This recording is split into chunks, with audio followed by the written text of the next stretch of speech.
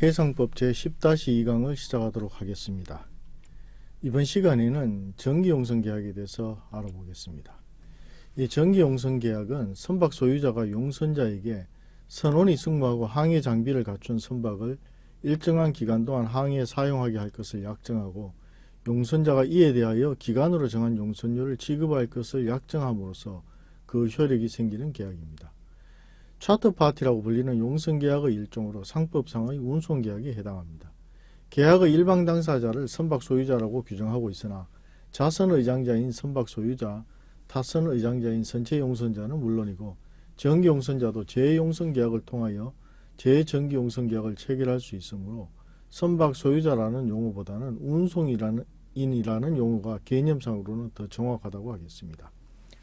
타선 이용의 해운 형태로 국제적으로 널리 보급되어 있는데요. 그 배경으로는 첫째, 조선 가격의 급등에 의해 해운회사가 자사선을 새로이 건조할 위험을 부담하지 않고 선박을 조달 가능하게 하는 방법이라는 점과 둘째, 선박 소유자가 관세 때문에 선박을 편의 지적선으로 이용하고 있는 경우 선적국에 설립한 회사를 소유자로 하여 이 선박을 정기용선하여 이용하는 것이 편리하다는 점 등을 들 수가 있겠습니다. 다음은 용선계약 간의 구별을 해보겠습니다. 먼저 선체용선과 구별을 해보겠는데요. 선체용선계약은 용선자가 선박을 점유하고 또 선장과 해원의 선임 감독권을 가지고 선박 운항의 주체가 됩니다. 반면 정기용선계약에서는 선박 소유자가 선박을 점유하고 선장과 해원의 선임 감독권을 가지고 선박 운항의 주체가 됩니다. 정기용선자가 용선한 선박의 연도에 자기 회사의 표시를 한 후 자기의 정기선 운송 서비스나 항해용선 서비스에 제공하는 경우에는 소위 재운송계약이라는 새로운 계약을 통하여 정기용선자가 운송계약의 주체가 되는 것이지 선박 운항의 주체가 되는 것은 아니라는 점을 유의할 필요가 있습니다. 다음은 항해용선계약과 구별해 보겠습니다. 항해용선계약은 계약에서 정해진 특정한 항해를 목적으로 하는 운송계약입니다. 계약의 이행과 관련된 각종 비용 및 직접 선비, 간접 선비를 모두 선박 소유자가 부담하는데요. 계약의 이행에 소요되는 직간접 비용을 모두 용선료에 반영하고 있습니다. 항해용선계약에서는 운임의 성질이 계품운송계약에서의 운임과 완전히 동일한 성질을 가지기 때문에 영문으로 프레이트라는 용어로 사용을 하고 있습니다. 또 정기용선계약은 계약에서 정해진 일정한 기간 선박 소유자의 운송 서비스를 제공받기로 하는 포괄적인 운송계약이라고 볼 수 있습니다. 구체적인 운송 서비스 내용은 그때그때 용선자가 특정하게 되고 운송 서비스를 특정하는 행위를 용선자의 지휘 명령권으로 해석하고 이를 선박에 대한 점유권의 행사로 보는 견해가 있지만 이는 선박 소유자와 용선자의 이해가 충돌되는 경우 선박 소유자가 임명한 선장과 해원이 선박 소유자의 의사에 반해서 용선자의 지시에 따를 수 없다는 점에 비추어 볼 때 용선자가 지휘 명령권을 가진다고 보기는 어렵다고 하겠습니다. 직접 선비는 용선자가 부담하게 됩니다. 일정 기간 운송 서비스를 제공하기로 약속하고 구체적인 항해의 내용에 대하여는 그때그때 용선자가 구체적으로 특정함으로써 정해지기 때문에 계약 체결 당시에 직접 선비를 미리 산정할 수가 없습니다. 직접 선비는 용선료에 반영할 수 없기 때문에 용선자가 부담하게 됩니다. 직접 선비를 용선자가 부담한다는 것만으로는 선박 운항 주체로 볼 수 있는 근거가 되지는 못한다고 하겠습니다. 기간 단위로 운임을 부과하기 때문에 영문으로는 하이어라는 용어를 사용하는데요. 이런 점에서는 선체용선과 같은 용어를 사용하고 있다고 보겠습니다. 다음은 정기용선계약의 법적 성질에 대해서 알아보겠습니다. 먼저 혼합계약설인데요. 과거 일본과 우리나라의 판례와 다수설이 이러한 학설을 취해 왔는데요. 선박 임대차와 노무 공급의 혼합계약으로 해석해 왔는데 현재 이 학설을 명시적으로 취하는 학자는 없고 교과서상으로 그냥 관행적으로 다수설이다 이렇게 표현을 하고 있습니다. 선박 임대차인 부분에 대해서는 제850조의 적용을 인정하고 정기용선자가 선박 소유자와 같은 책임을 진다고 해석하게 됩니다. 1901년 독일 제국법원이 정기용선계약을 선박의 임대차와 선원의 노무공급계약의 혼합계약이라고 판결한 것과 같은 견해라고 하겠습니다.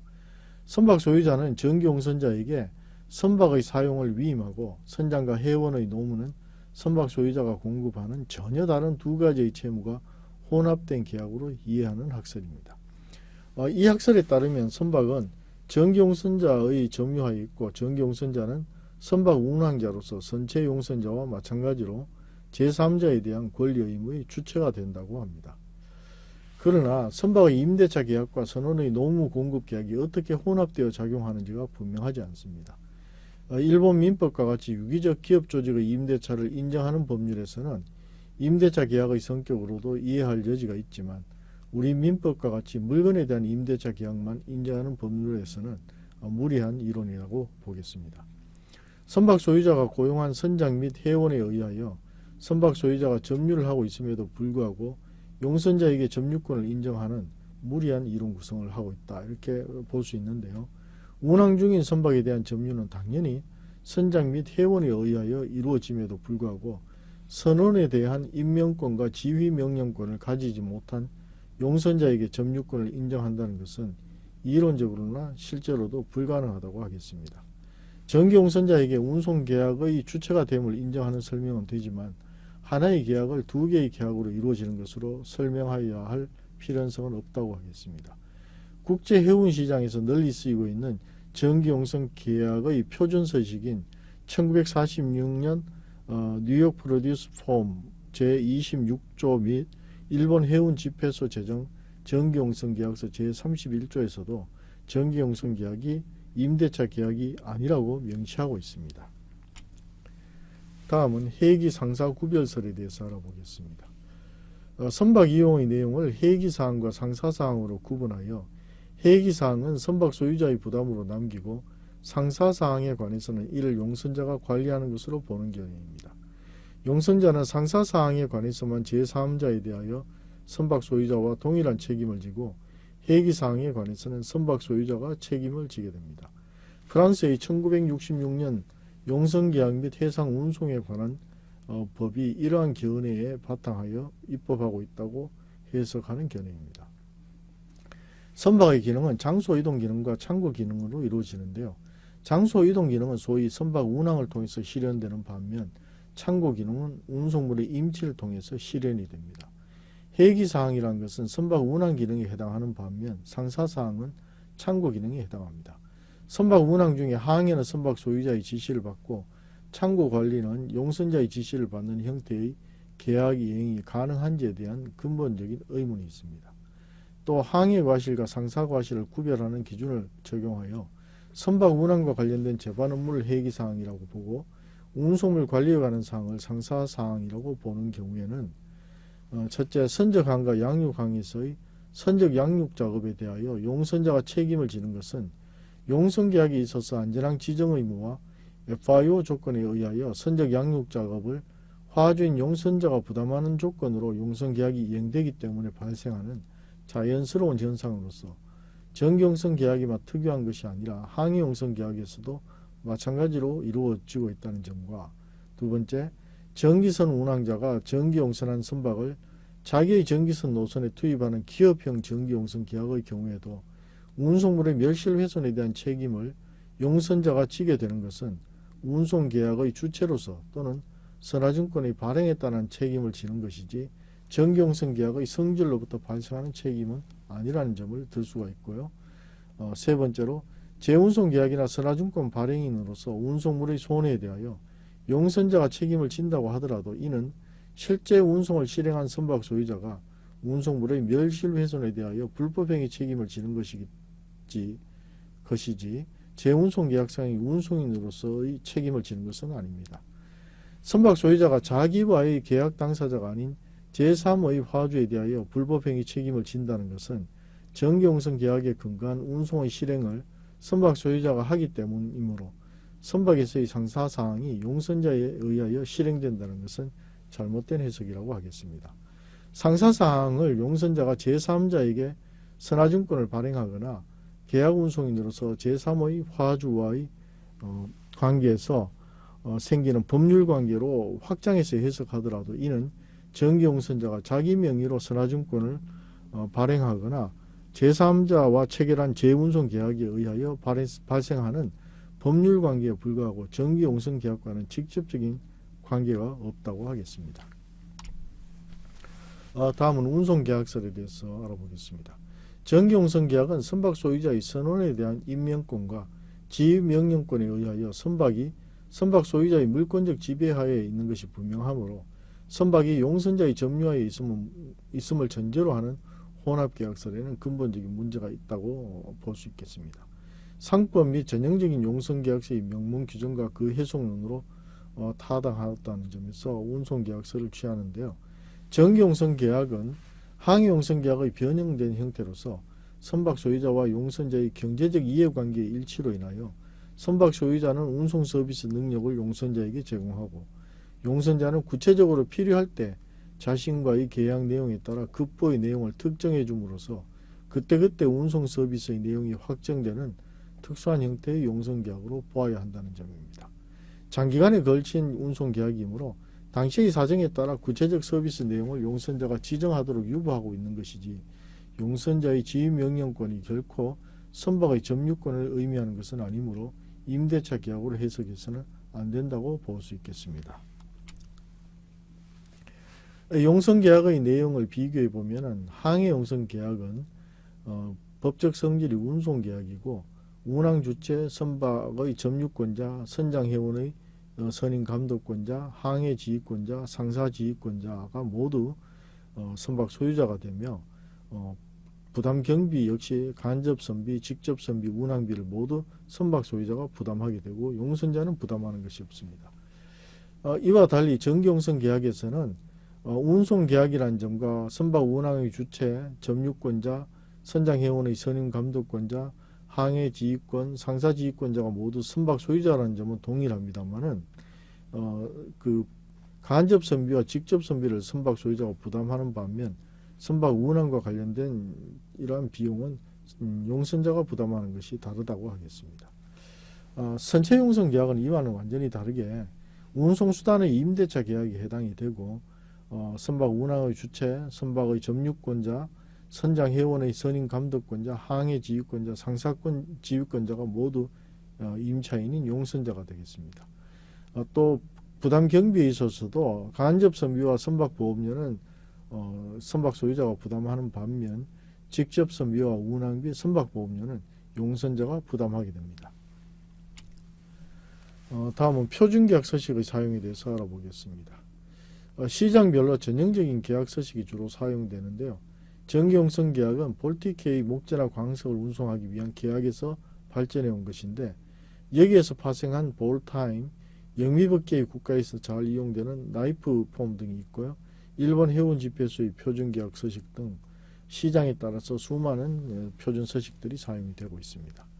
이러한 표준 정기용선계약서에 들어가는 주요 내용으로는 선박 소유자는 정해진 용선기간에 대해 선박을 용선자에게 제공할 것, 또 용선자는 이에 대해 용선료를 지급할 것, 통상 1개월 또는 15일 단위의 선급, 미리 지급합니다.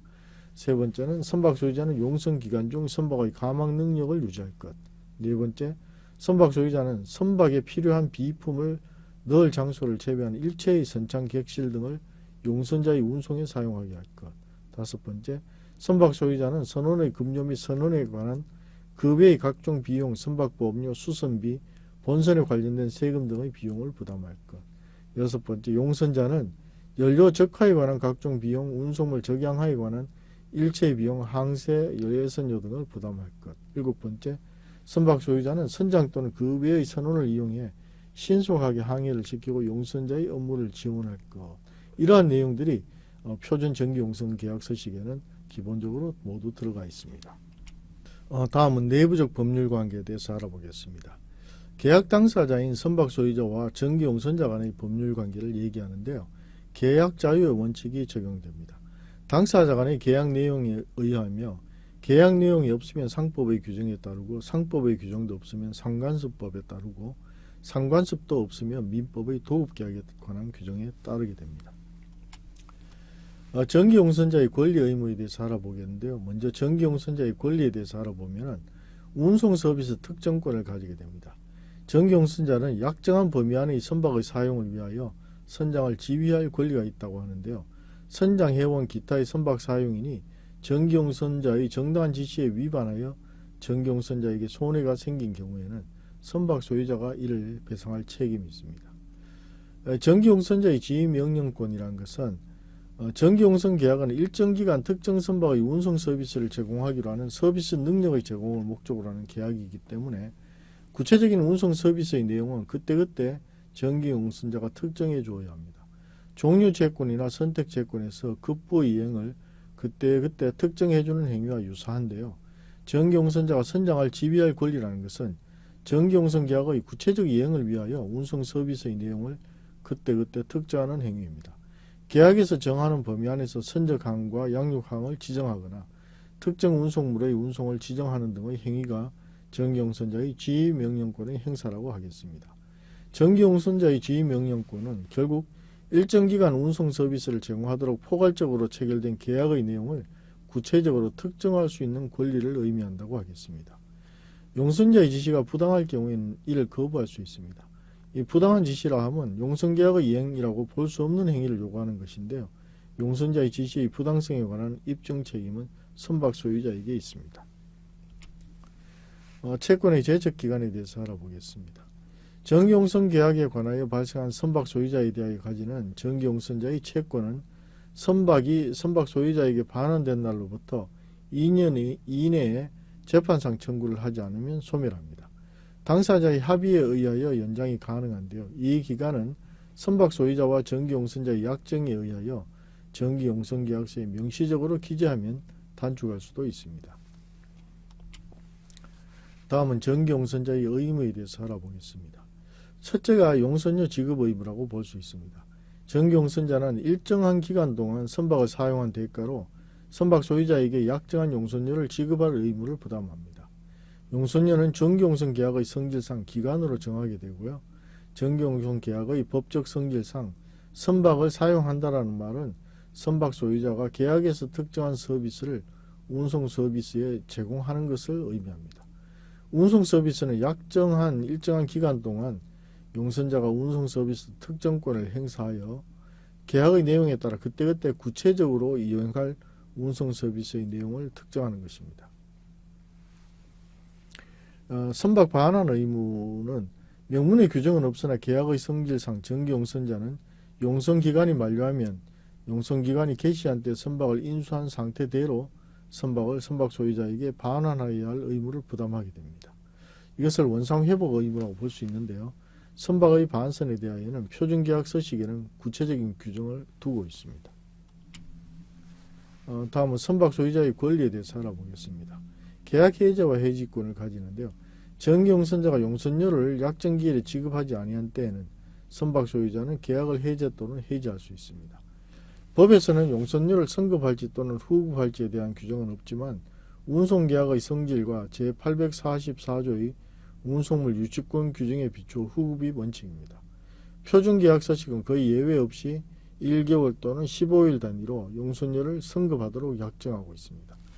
전기용선자가 제3자와 운송계약을 체결하여 운송물을 선적한 후 선박의 항해 중에 선박 소유자가 제845조 제1항에 따라 계약을 해제 또는 해지한 때에는 선박 소유자는 적하이해관계인에 대하여 전기용선자와 동일한 운송 의무를 지게 됩니다. 적하이해관계인은 전기용선자와 재용선계약이나 계품운송계약을 체결한 송화인이나 수화인 등 전기용선 계약의 해제나 해지 당시 운송 중인 운송물에 대하여 이해관계를 가지는 자를 얘기합니다.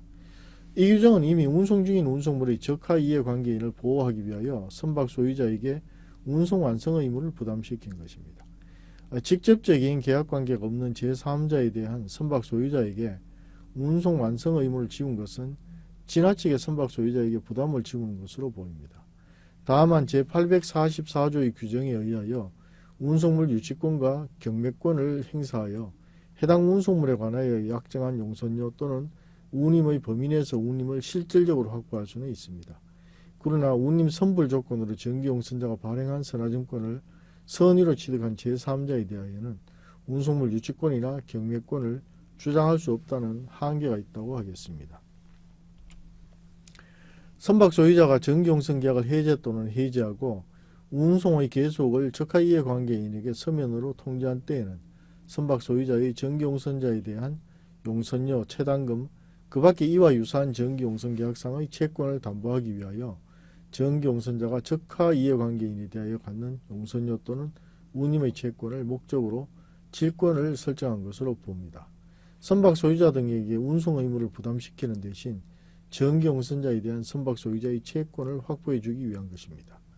선박 소유자가 정기용선 계약을 해제 또는 해지하고 계속 운송을 하는 경우에도 선박 소유자나 적하이해관계인은 위 권리와는 별도로 정기용선자에 대하여 손해배상 청구를 할 수 있습니다. 다음은 운송물의 유지권과 경매권에 대해서 알아보겠습니다. 정기용선자가 선박 소유자에게 용선료, 채당금, 그 밖에 이와 유사한 정기용선 계약에 의한 채무를 이행하지 아니하는 경우에 선박 소유자는 그 금액의 지급과 상환하지 아니하면 운송물을 인도할 의무가 없습니다. 다만 선박 소유자는 정기용선자가 발행한 선화증권을 선의로 취득한 제3자에게 대항하지 못하도록 하고 있는데요. 이것을 적하유지권이라고 합니다. 항해용선 계약의 경우와 마찬가지로 용선료 등 선박 소유자가 정기용선자에게 가지고 있는 채권을 확보하기 위하여 운송물에 대하여 규정한 법정 유치권이라고 하겠습니다. 단서는 선화증권의 선의 취득자를 보호하기 위한 규정이지만 선화증권의 발행인이 아닌 선박 소유자에게 증권에 기재된 운송물에 대한 인도 의무를 지우는 것으로서 정기용선자가 발행한 선화증권에 대하여 선박 소유자가 책임을 지기로 하는 당사자 간의 별도의 합의가 있는 경우가 아니라면 선박 소유자에게 지나치게 무거운 의무를 지우는 것이라고 하겠습니다.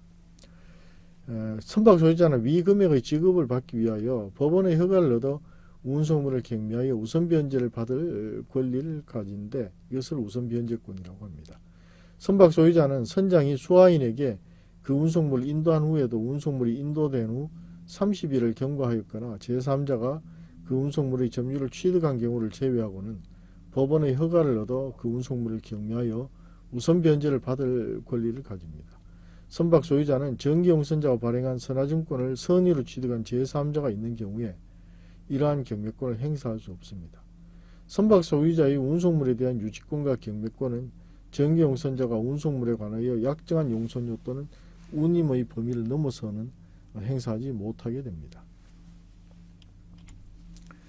이러한 채권의 제척기간에 대해서 알아보겠습니다. 정기용선 계약에 관하여 선박 소유자가 정기용선자에 대하여 갖는 채권은 당사자의 별도의 연장의 특약이 없는 한 선박이 선박 소유자에게 반환된 날로부터 2년 이내에 재판상 청구를 하지 아니하면 소멸합니다. 선박 소유자와 정기용선자는 약정에 의하여 이 기간을 단축할 수 있는데 이는 정기용선계약서에 명시적으로 기재되어야 합니다. 다음은 외부적 법률 관계에 대해서 알아보도록 하겠습니다. 먼저 선박 소유자나 정기용선자의 제3자와의 관계에 대해서 알아보겠습니다. 적하이해관계인과의 관계에 대한 상법의 규정을 제외하면 정기용선계약의 법적 성질에 따라서 달리 해석이 되는데요. 계약의 당사자가 아닌 제3자와의 관계에서는 선박 충돌로 인한 손해배상 책임, 유류 오염에 대한 손해배상 책임, 선박 소유자 책임 제한의 적용 등과 같이 불법행위 책임이 문제가 됩니다. 이는 선박의 점유권을 누가 가지고 있는지와 선박 운항자가 누구인지에 따라 달라진다고 볼 수 있는데요. 이 불법행위의 책임은 주체는 선박 소유자가 선장 회원의 선임 감독권을 가지고 실질적으로 본선의 운항에 책임을 지기 때문에 선박 충돌, 유류 오염 손해 등으로 발생한 제3자에 대한 불법행위 책임의 주체는 선박 소유자가 됩니다. 한편 정기용선자가 제3자와 정기용선계약, 항해용선계약, 계품운송계약과 같은 형태의 재운송계약을 체결한 경우에 선박 소유자는 정기용선자와 체결한 정기용선계약을 이행할 뿐이지만 제3자와의 관계에서는 실제 운송인으로서 정기용선자와 제3자 간에 체결된 해상운송계약을 이행하게 됩니다. 이때 선박 소유자는 실제 운송인으로서 제3자에 대한 불법행위 책임을 질 수가 있습니다. 재운송계약의 이행과 정기용선계약의 해제 또는 해지의 경우에는 재운송계약이 체결된 경우에 운송물을 선적한 후 선박의 항해 중 선박 소유자가 제845조 제1항에 따라 정기용선계약을 해제 또는 해지한 경우에도 선박 소유자는 적하이해관계인에 대하여 정기용선자와 동일한 운송 의무를 부담하게 됩니다. 이때 선박 소유자가 제845조 제2항에 따른 계약의 해제 또는 해지 및 운송계약의 뜻을 적하이해관계인에게 서면으로 통지한 때에는 정기용선자가 적하이해관계인에 대하여 가지는 운임 등의 채권에 대하여 선박 소유자의 정기용선자에 대한 채권을 위하여 질권이 설정된 것으로 보게 됩니다. 다음은 정기용선자와 제3자의 관계에 대해서 알아보겠습니다. 선박 충돌, 유리, 오염, 손해, 선박 소유자 책임 제한의 적용에 있어서 선박의 점유권을 가지고 있지 않은 정기용선자가 제3자에 대하여 법적 책임을 지는 것은 아무런 논리적 타당성을 가지고 있지 않다고 하겠습니다. 정기용선자가 재운송계약을 이용하여 운송인으로서 활동을 하는 경우에는 정기용선자가 제3자와 재운송계약을 체결하여 정기용선계약과는 별도의 법률관계가 형성된 것이므로 이들 두 계약의 관계는 완전히 별개라고 보겠습니다. 정기용선계약에 의하여 정기용선자가 제3자인 용선자 또는 송화인에 대하여 책임을 지는 것이 아니라 재운송계약에 의거한 계약상의 책임을 지게 되는 것입니다. 정기용선계약하에서 재운송계약이 체결되어 선화증권이 발행된 경우 용선계약의 내용 및 선화증권의 서명자가 누구냐에 따라 운송인으로서 책임을 지는 자가 달라지는 경우가 있습니다. 자스미노 사건에서는 용선자의 대리인이 선장을 위해라는 표시를 한 서명은 선박 소유자를 대리해 발행한 것으로 해당 선화증권상의 운송인은 선박 소유자라고 판단하였습니다. 그러나 이는 선화증권이 제3자에게 유통된 경우 용선계약의 당사자가 아닌 제3자에 대하여 선화증권의 문헌증권성에 의하여 선화증권의 발행인으로서 선박 소유자에게 책임이 지워진 것이지 정기용선계약의 효력은 아니라고 하겠습니다. 관련된 판례를 보겠습니다.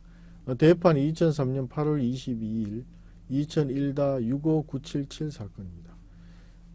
1. 정기용선 계약에 있어서 선박의 점유, 선장 및 선원에 대한 임명권 그리고 선박에 대한 전반적인 지배관리권은 모두 선주에게 있고 특히 화물의 선적 보관 및 양하 등에 관련된 상사적인 사항과 달리 선박의 항행 및 관리에 관련된 획기적인 상황에 관한 한 선장 및 선원들에 대한 객관적인 지휘감독권은 달리 특별한 사정이 없는 한 오로지 선주에게 있다고 할 것이므로 정기용선된 선박의 선장이 항행상의 과실로 충돌사고를 일으켜 제3자에게 손해를 가한 경우 용선자가 아니라 선주가 선장의 사용자로서 상법 제845조 또는 제846조에 의한 배상 책임을 부담하는 것이고 따라서 상법 제766조 제1항이 유추 적용될 여지는 없으며 다만 정기용선자에게 민법상의 일반 불법행위 책임 내지는 사용자 책임을 부담시킬 만한 귀책 사유가 인정되는 때는 정기용선자도 그에 따른 배상 책임을 별도로 부담할 수 있다. 이 타인의 선박을 빌려서는 용선계약에는 기본적으로 선박 임대차 계약, 정기용선계약 및 항해용선계약이 있는데 이중 정기용선계약은 선박 소유자 또는 임차인이 용선자에게 선원이 승무하고 항해 장비를 갖춘 선박을 일정한 기간 동안 항해에 사용하게 할 것을 약정하고 용선자가 이에 대하여 기간으로 정한 용선료를 지급할 것을 약정하는 계약으로서 용선자가 선주에 의해 선임된 선장 및 선원의 행위를 통하여 선주가 제공하는 서비스를 받는 것을 요소로 하는 것이고 선박 자체의 이용이 계약의 목적이 되어 선주로부터 인도받은 선박에 자기의 선장 및 선원을 탑승시켜 마치 그 선박을 자기 소유의 선박과 마찬가지로 이용할 수 있는 지배관리권을 가진 채 운항하는 선박 임대차 계약과는 본질적으로 차이가 있으며 정기용선 계약에 있어서 선박의 점유, 선장 및 선원에 대한 임명권 그리고 선박에 대한 전반적인 지배관리권은 모두 선주에게 있고 특히 화물의 선적 보관 및 양하 등에 관련된 상사적인 사항과 달리 선박의 항행 및 관리에 관련된 획기적인 사항에 관한 한 선장 및 선원들에 대한 객관적인 지휘 감독권은 달리 특별한 사정이 없는 한 오로지 선주에게 있다고 할 것이다. 원심의 위인정 사실과 그 밖의 기록상 나타난 여러 사정을 보태어 보면 예인선에 대한 위용선 계약은 선박 임대차 계약과 구별되는 정기용선 계약으로서의 기본 요건을 모두 갖추었다고 봄이 상당하고 이처럼 정기용선된 선박의 선장이 항해상의 과실로 충돌 사고를 일으켜 제3자에게 손해를 가한 경우 용선자가 아니라 선주가 선장의 사용인으로서 상법 제845조 또는 제846조에 의한 배상 책임을 부담하는 것이고 따라서 상법 제766조 제1항이 유추 적용될 여지는 없으며 다만 전기용선자에게 민법상의 일반 불법 행위 책임 내지는 사용자 책임을 부담시킬 만한 기적 사유가 인정되는 때에는 전기용선자도 그에 따른 배상 책임을 별도로 부담할 수 있다 할 것이다. 이와 같이 판시하였습니다. 이 판결에서는 마치 그 상사사항과 해기사항을 구별하는 듯한 표현을 하고는 있지만은 그 내용이 이것을 명확하게 구별한 것은 아니고 소위 항해와 관련된 것의 사항에 대해서는 선주가 책임을 져야 되는 것이 분명하다. 이 점을 이제 분명히 한 것이고요. 상사사항이라고 우리가 생각할 수 있는 부분에 대해서는 유보하고 있다. 판단을 유보하고 있다. 이렇게 볼 수 있겠습니다. 이상으로 제10-2강 강의를 마치도록 하겠습니다.